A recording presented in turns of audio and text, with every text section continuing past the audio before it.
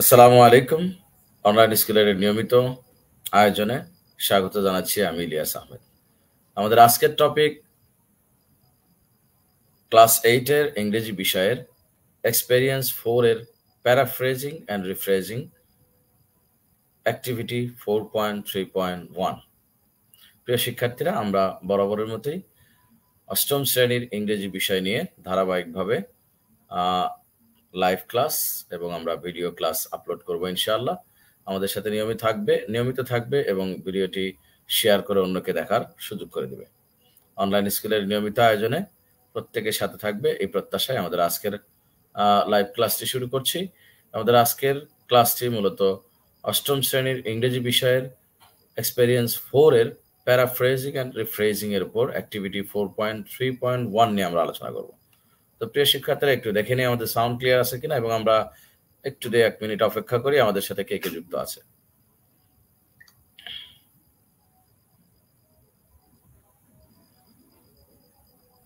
স্বাগত জানাচ্ছি আমি ইলিয়াস।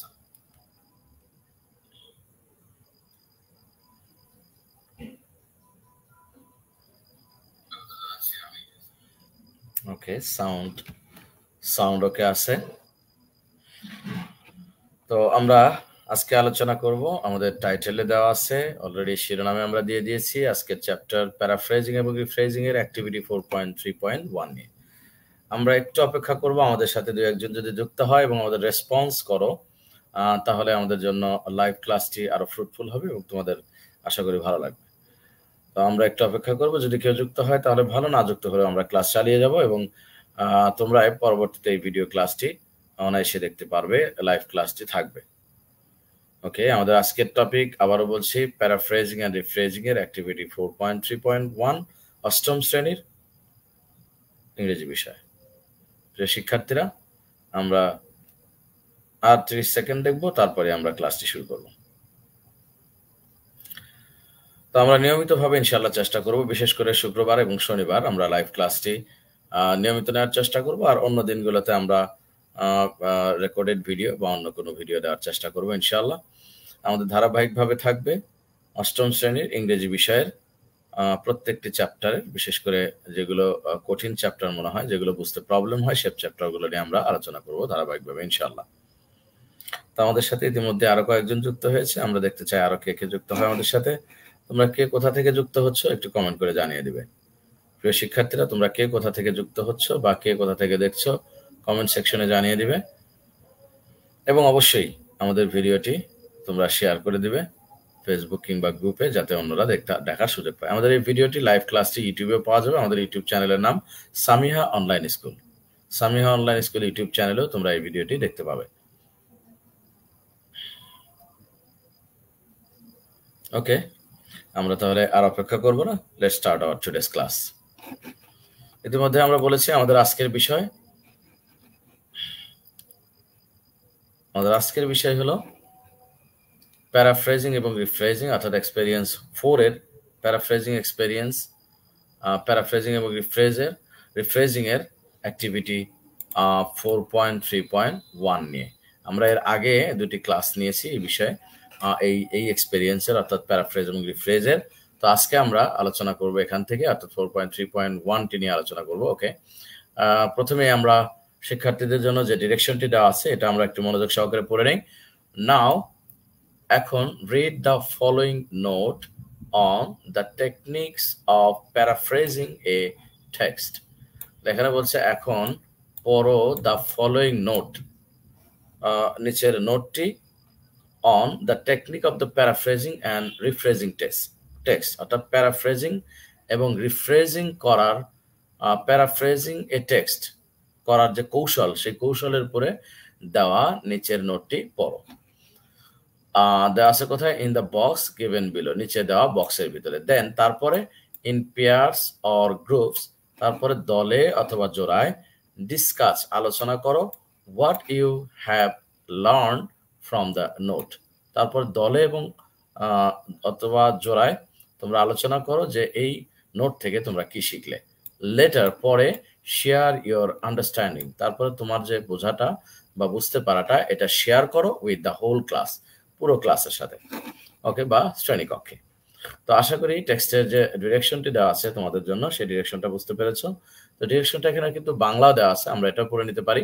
এখন the techniques of paraphrasing A text সংক্রান্ত নিচের নোটটি পড়ো, তারপর দলে বা জোড়ায় নোট থেকে তুমি কি শিখলে তা আলোচনা করো। পরে তুমি যা বুঝেছো তা পুরো শ্রেণীতে শেয়ার করো। এইগুলো আমাদের ডিরেকশন, যেটা ইংরেজি এবং বাংলা আমরা দুটোই পড়লাম। এবার নোটটা দেখবো। নোটটা ইংরেজি এবং বাংলা দুটোই রয়েছে। যেহেতু আমরা ইংলিশ শিখছি, সুতরাং আমরা প্রথমে ইংলিশ থেকে ট্রান্সলেট করার চেষ্টা করব, যাতে করে তোমাদের ইংরেজি বুঝতে সুবিধা হয়, টেক্সটের ট্রান্সলেটগুলো বুঝতে পারো এই জন্য। তারপরে তোমরা বাংলাটাও পড়বে এবং আমিও চেষ্টা করবো বাংলাটা পড়ানোর। ওকে, আগে আমরা চেষ্টা করব আজকে প্যারাফ্রেজের টেকনিকটা, যেটা বলেছে the techniques of paraphrasing text, কোনো টেক্সটকে বা কোনো লেখাকে প্যারাফ্রেজ করার কৌশলটা আমরা এটা শিখবো আজকে। প্রিয় শিক্ষার্থীরা, আমরা আজকে শিখবো কোনো টেক্সটকে বা কোনো লেখাকে প্যারাফ্রেজিং করার কৌশলটা। তো এখানে প্রথমে যেটা দেওয়া আছে, দেখো প্যারাফ্রেজটা কি বা প্যারাফ্রেজিংটা কি, এটা সংজ্ঞা দেওয়া আছে। প্রথমে আমরা ডেফিনেশন অফ প্যারাফ্রেজিংটা পড়বো। Okay, paraphrasing is a process of rewriting a statement or text in your words or your own way. তাহলে এখানে বলা হয়েছে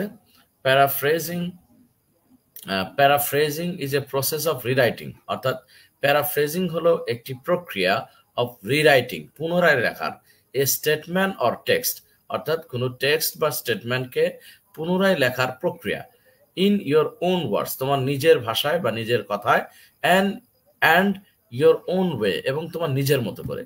তাহলে এখানে আমার মনে হয় প্যারাফ্রেজের ডেফিনেশনটা তোমাদের ক্লিয়ার, যে প্যারাফ্রেজিং হলো এমন একটি প্রক্রিয়া, অর্থাৎ টেক্সট এবং স্টেটমেন্টকে পুনরায় লেখার এমন একটি প্রক্রিয়া যেটা তুমি তোমার নিজের ভাষায় এবং নিজের মতো করে লিখবে। আরো যদি সহজভাবে বাংলাটা বলি, যে তোমার নিজের মতো করে নিজের ভাষায় কোনো টেক্সট বা স্টেটমেন্টকে পুনরায় লেখার যে প্রক্রিয়া, সেই প্রক্রিয়াটাকে বলে প্যারাফ্রেজিং।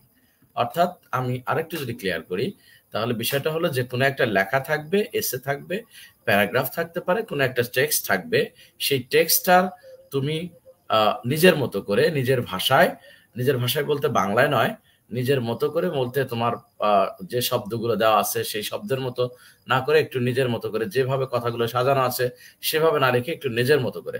তাহলে নিজের মতো করে নিজের ভাষায় টেক্সট বা স্টেটমেন্টকে যদি পুনরায় লিখতে পারো, সেই লেখার প্রক্রিয়াটাই হলো প্যারাফ্রেজিং। আশা করি আমাদের পয়েন্টটি তোমাদের কাছে ক্লিয়ার। এবার আমরা একটু কমেন্ট দেখছি। আমরা আমাদের সাথে আরিফুল ইসলাম যুক্ত হয়েছে, ইতিমধ্যেই আমাদের সাথে যুক্ত হয়েছে আরিফ লিখেছে আসসালামু আলাইকুম স্যার। ওয়ালাইকুম আসসালাম আরিফ। ওকে, লিখেছে স্যার আমরা কি ক্লাস করতে পারবো? অবশ্যই তোমরা ক্লাস করতে পারবে। সেই সাথে তোমরা আজকের যে টপিক নিয়ে আলোচনা করছি প্যারাফ্রেজিং নিয়ে, অবশ্যই প্যারাফ্রেজিং ক্লাসটি করবে। একই সাথে তোমরা তোমাদের বন্ধুদেরকে ভিডিওটি শেয়ার করবে। আরিফুল, তোমরা অবশ্যই ভিডিওটি শেয়ার করে দিবে তোমার বন্ধুদের কাছে। ওকে, ক্লাসটি করতে থাকো। আমরা তাহলে শুরু করছি আজকের আলোচনা, যেটা প্যারাফ্রেজিং নিয়ে। ওকে,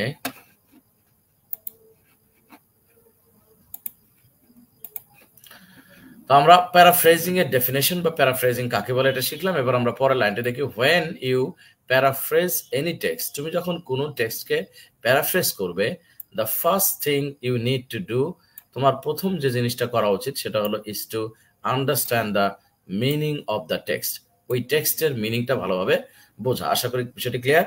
এবার দেখো দেন, তারপরে রাইট দ্য হোল টেক্সট, তারপরে পুরো টেক্সটটা লিখবে ইন সিম্পল ল্যাঙ্গুয়েজ, খুবই সিম্পল ল্যাঙ্গুয়েজে বা সহজ ভাষায়। মেক শিওর, তোমাকে নিশ্চিত থাকতে হবে দ্যাট যে you have not changed any of its original ideas or information, তোমাকে এটা নিশ্চিত করতে হবে যে তুমি এটার মূল ভাবকে বা এর কোনো তথ্যকে পরিবর্তন করবে না। তাহলে আমরা আরেকবার বিষয়টা যদি বলি, প্যারাফ্রেজিংটা হলো কোনো টেক্সট বা স্টেটমেন্টকে তোমার নিজের মতো করে বা নিজের ভাষায় লেখার যে প্রক্রিয়া, সেটা হলো প্যারাফ্রেজ। তবে তোমাকে অবশ্যই মনে রাখতে হবে তোমার টেক্সটের মূল ভাবটা যেন পরিবর্তন না হয় এবং কোনো রকম তথ্য যেন পরিবর্তন না হয়ে থাকে। আর এমন ইনফরমেশন চেঞ্জ করো না যেটাতে পুরো টেক্সটার মিনিংটা চেঞ্জ হয়ে যায়। অর্থাৎ আমরা যে বিষয়টা নিয়ে আলোচনা করব, যে টেক্সটটা নিয়ে আলোচনা করব, সেই টেক্সটের মূল ভাব এবং সেন্টেন্সের অর্থগুলো যেন ঠিক থাকে, ঠিক রেখে আমরা নিজের মতো করে নিজের ভাষায় টেক্সট বা স্টেটমেন্টকে পুনরায় লিখবো। এই প্রক্রিয়াটাকেই বলা হয় প্যারাফ্রেজিং। ওকে, আমরা যখন এক্সাম্পল করব তখন আরো ক্লিয়ার হবো। পুরো টেক্সটটা যখন তোমরা পড়বে তখন আরো ক্লিয়ার হবে আশা করি। আমাদের সাথে থাকো এবং অবশ্যই যারা দেখছো ভিডিওটি শেয়ার করে দিবে, তোমার বন্ধুকে দেখার সুযোগ করে দিবে। এবার দেখো পরের লাইনটি, যেখানে বলা হয়েছে we can paraphrase a text, আমরা একটি টেক্সটকে প্যারাফ্রেজ করতে পারবো ফলোইং দিস 3 টেকনিক্স। তাহলে নিচের তিনটা টেকনিক ফলো করে আমরা একটা টেক্সটকে প্যারাফ্রেজ করতে পারবো।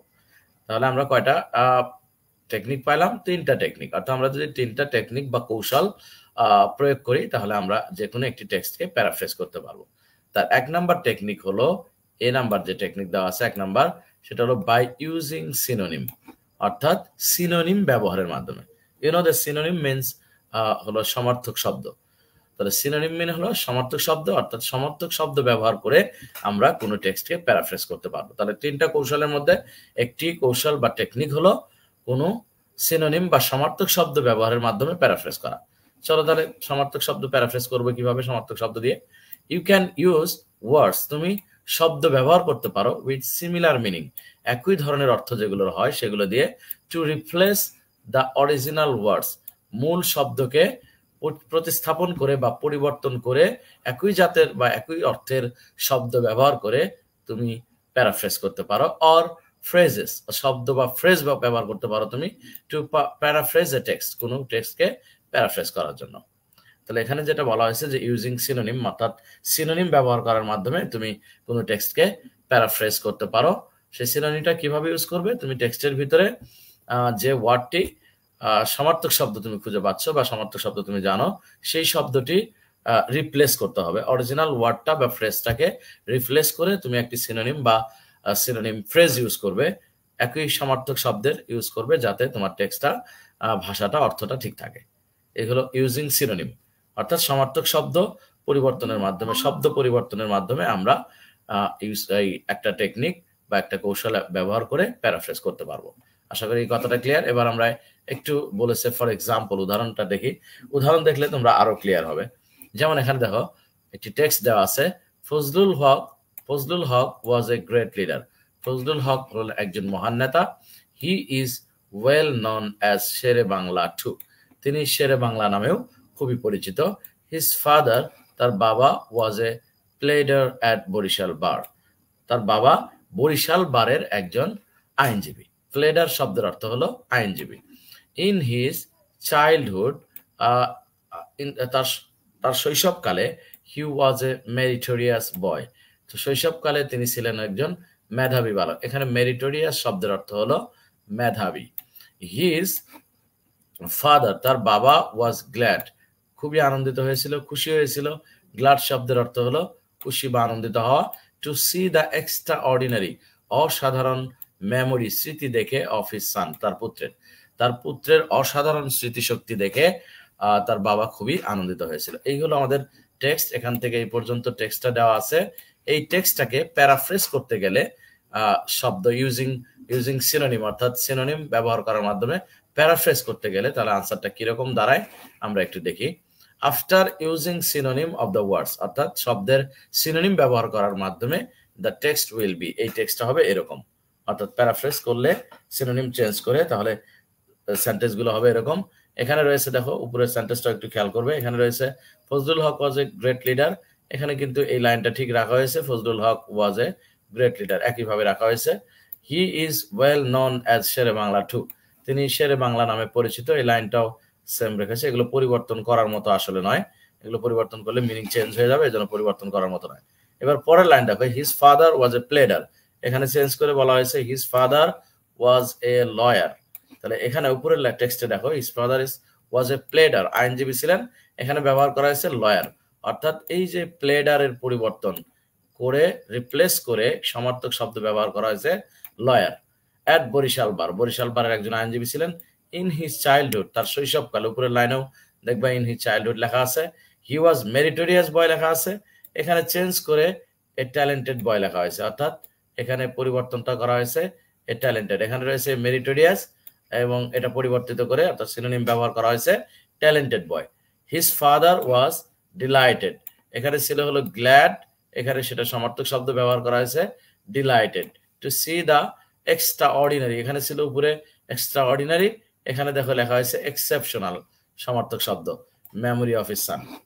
তাহলে আমরা যে উপরের টেক্সট এবং নিচের টেক্সট দেখলাম, শুধুমাত্র সিনোনিম ব্যবহার করে প্যারাফ্রেজ করা হয়েছে এখানে, অর্থাৎ যে শব্দগুলো পরিবর্তন করা হয়েছে সমার্থক শব্দ, সে পরিবর্তনগুলো করে টেক্সটটাকে সেম মিনিং রাখা হয়েছে।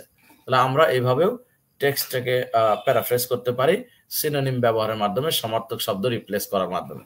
ওকে, আশা করি এই টেক্সটটা ক্লিয়ার। 1 নম্বর রোজটা ক্লিয়ার যে সিনোনিম বা সমার্থক শব্দ রিপ্লেস করার মাধ্যমেও প্যারাফ্রেজ করা যায়, একটি কৌশল। 2 নম্বর টেকনিক বা কৌশল হলো চেঞ্জিং সেন্টেন্স স্ট্রাকচার, অর্থাৎ কোনো সেন্টেন্সের স্ট্রাকচার পরিবর্তন করে। তাহলে এখানে যে বিষয়টা সেটা হলো, আমরা জানি একটি সেন্টেন্সের স্ট্রাকচার নানান ধরনের হয়, যেমন টেন্স অনুযায়ী একটি স্ট্রাকচার হয়, তারপরে assertive, interrogative, imperative, affirmative, negative, exclamatory, এরকম আলাদা আলাদা স্ট্রাকচার আছে। তারপরে সিম্পল, কমপ্লেক্স, কম্পাউন্ডেড সেন্টেন্সের স্ট্রাকচার রয়েছে, অ্যাক্টিভ, প্যাসিভ স্ট্রাকচার রয়েছে। তারপরে আমাদের ডিরেক্ট অ্যান্ড ইনডিরেক্ট স্পিচ রয়েছে, ন্যারেশনের, সেখানেও স্ট্রাকচার রয়েছে।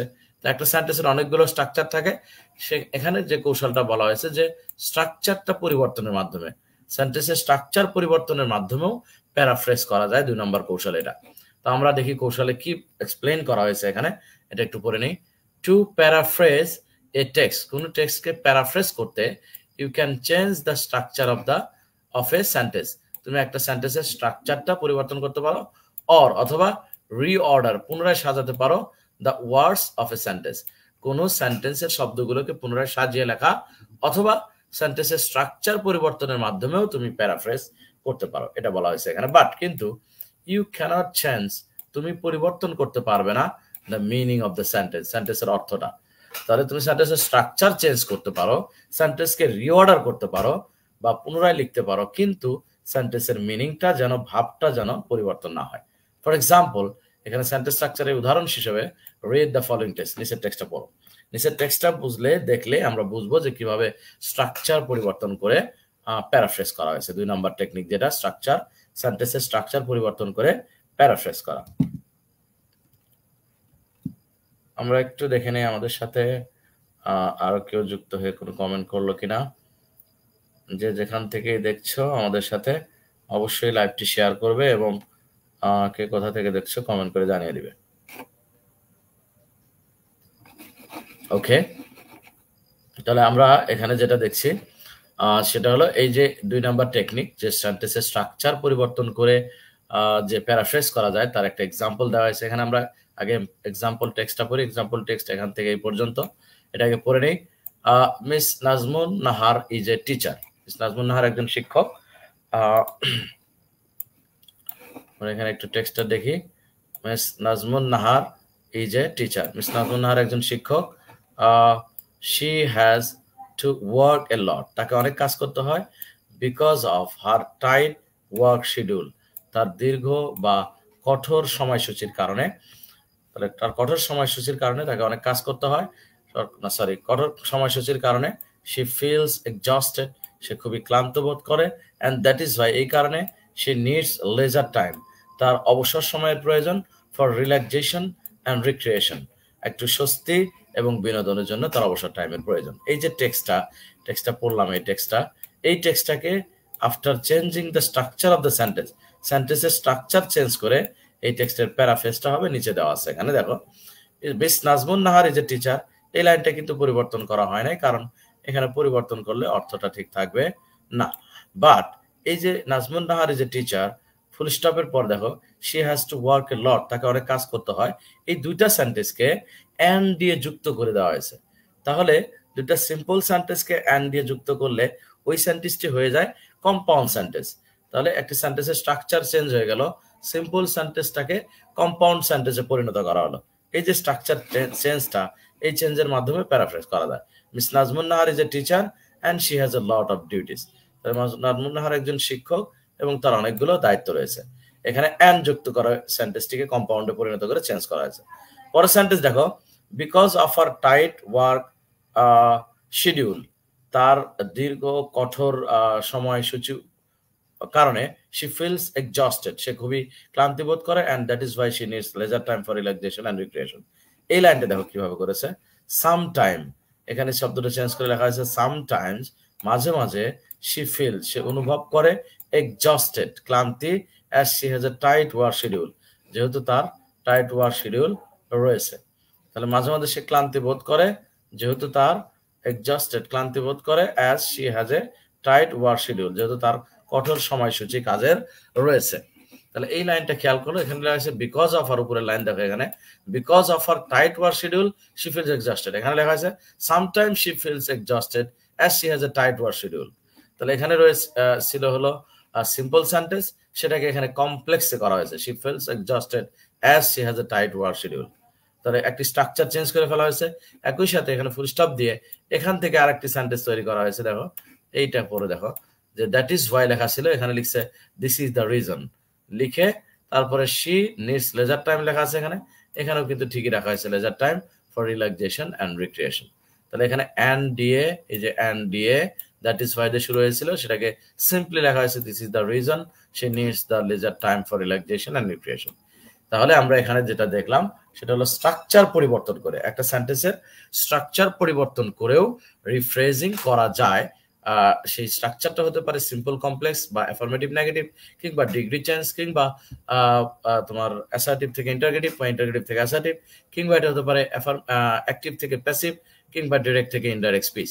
তাহলে যে কোনো একটা সেন্টেন্সের স্ট্রাকচার পরিবর্তন করেও অর্থ ঠিক রেখে যদি আমরা স্ট্রাকচার পরিবর্তন করি, তাহলে এটা একটা রিফ্রেজিং এর কৌশল ব্যবহার করা হলো। তাহলে আমরা দুটা কৌশল পেলাম, একটা হলো by using synonym, 1 number, 2 number পেলাম হলো চেঞ্জিং স্ট্রাকচার। 3 নাম্বারে আমরা দেখবো 3 নাম্বার যে টেকনিকটা দেওয়া আছে সেটা হলো বাই অ্যাডিং অর রিমুভিং ওয়ার্ডস, অর্থাৎ কোনো শব্দ যোগ করে বা শব্দ পরিবর্তন করে। এই যে এখানে যে বিষয়টি দেওয়া আছে, শব্দ যোগ করে বা শব্দ বাতিল করে, কোনো শব্দ আমরা টেক্সটে যুক্ত করব বা কোনো শব্দ বাদ দিয়ে টেক্সটটাকে নিজের মতো করে প্রেজেন্টেশন করলেও সেটাও প্যারাফ্রেজিং এর একটি কৌশল অবলম্বন করা হলো। এবার দেখো অ্যানাদার ওয়ে অফ প্যারাফ্রেজিং, আরেকটি প্যারাফ্রেজিং এর উপায় হলো টু অ্যাড, যোগ করা বা যুক্ত করা, অর রিমুভ অথবা বাতিল করা বা বাদ দেওয়া ওয়ার্ড, শব্দ। কোনো শব্দ নতুন যুক্ত করা বা কোনো শব্দকে বাদ দেওয়ার মাধ্যমেও প্যারাফ্রেজিং হয় from a sentence or text, কোন টেক্সট বা সেন্টেন্স থেকে। ফর এক্সাম্পল, উদাহরণস্বরূপ রিড দ্য ফলোইং সেন্টেন্সেস, নিচের সেন্টেন্স গুলো পড়ো তাহলে ক্লিয়ার হবে। পূর্ণিমা ইজ এ গার্ল, পূর্ণিমা হলো একটি বালিকা, এরপরে স্টুডেন্ট ফুল স্টপ দেওয়া হয়েছে, তারপর লেখা আছে she lives in a remote village of Chittagong, সে চট্টগ্রামের একটি দূরবর্তী গ্রামে বাস করে।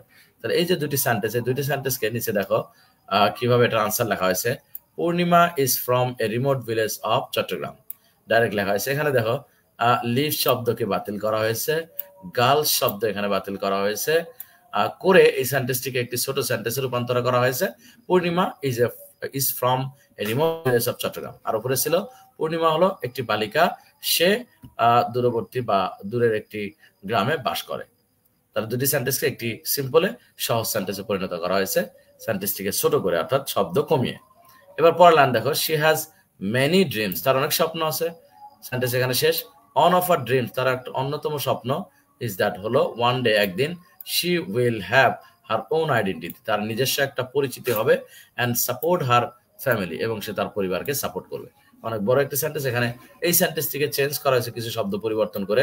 Among many of her dreams, তার অনেকগুলো স্বপ্নের মধ্যে দ্য লং চেরিস্ট, দীর্ঘ লালিত স্বপ্নটি হলো টু ইস্টাবলিশ হার আইডেন্টিটি, তার পরিচয়কে প্রতিষ্ঠা করা।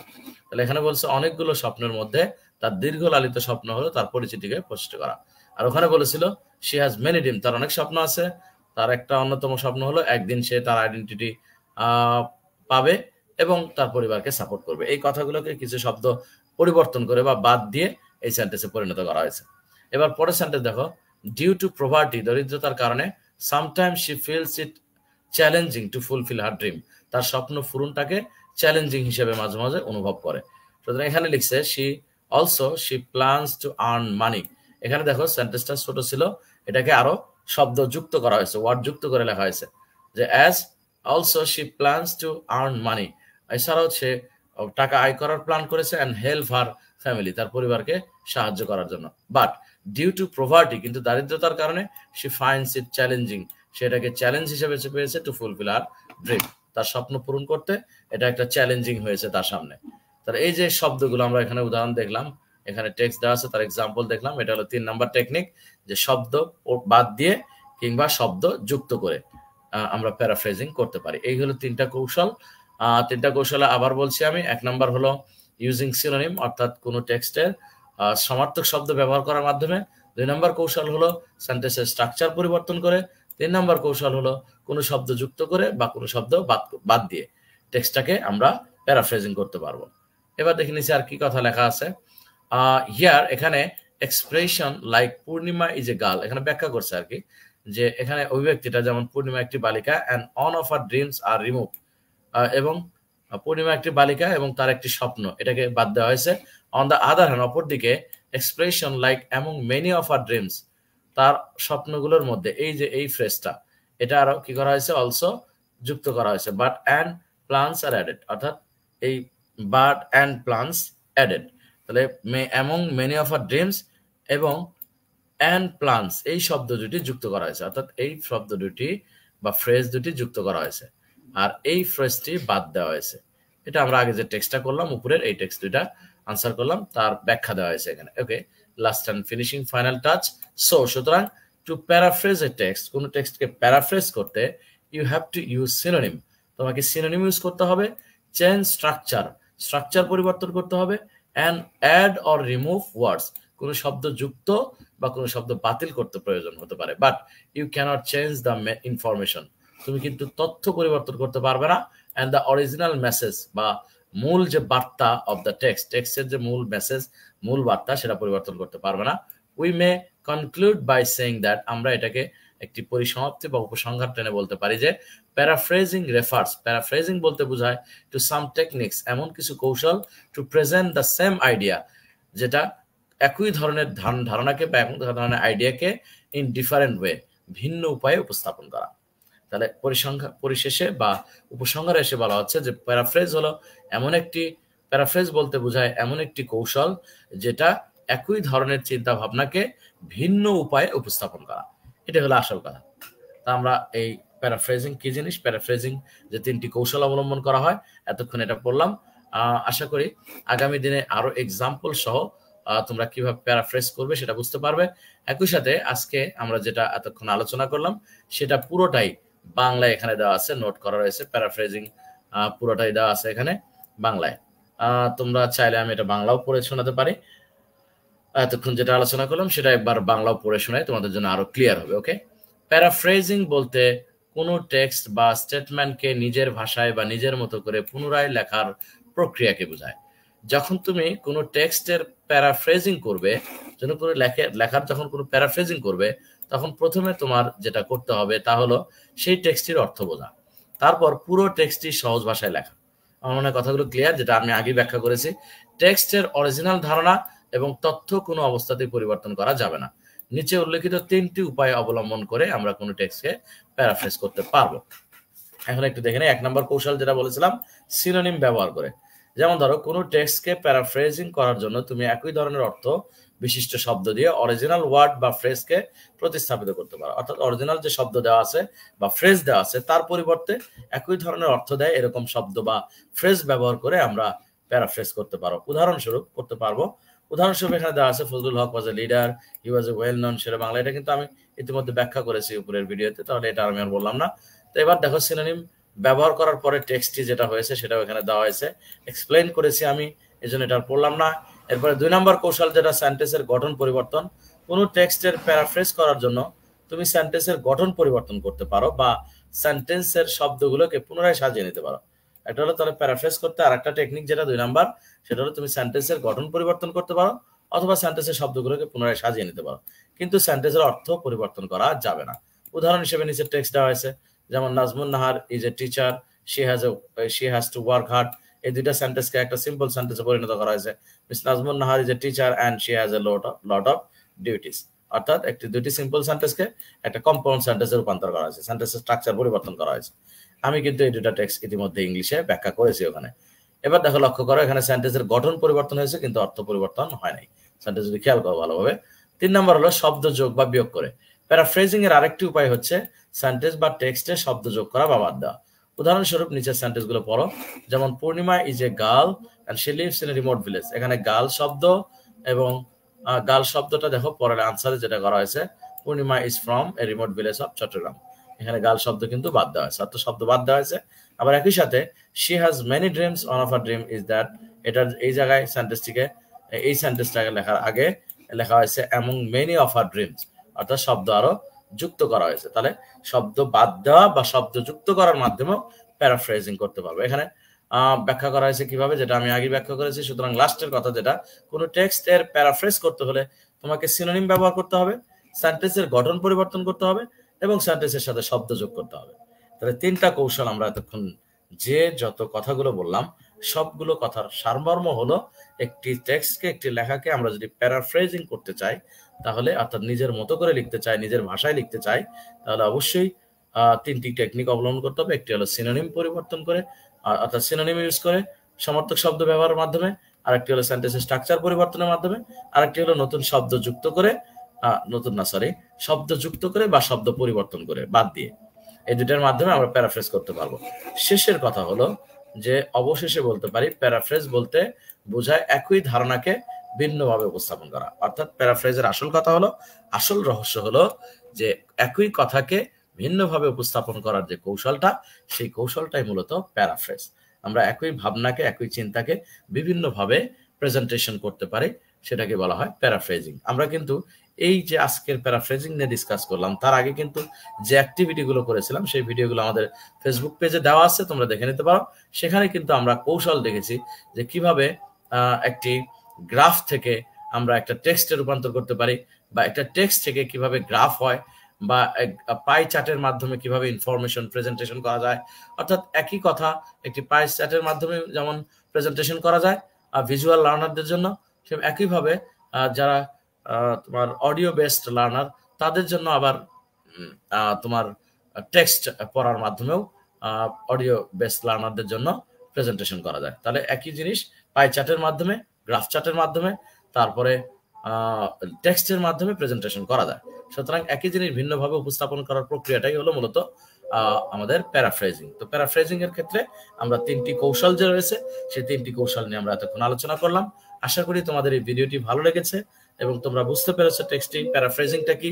আগামীতে আমরা প্যারাফ্রেজিং কিভাবে করবো, অর্থাৎ এখানে লেখা আছে দেখো 4.3.2 যে লেটস রাইট, প্যারাফ্রেজটা করার জন্য একটু চেষ্টা করবো, এক দুইটা টেক্সট আছে এখানে কিভাবে করব সে বিষয়ে আমরা আলোচনা করব। ততক্ষণ পর্যন্ত সবাই ভালো থাকবে, সুস্থ থাকবে। আজান হচ্ছে, আমরা এখানকার ভিডিও এখানে শেষ করছি। আসসালামু আলাইকুম।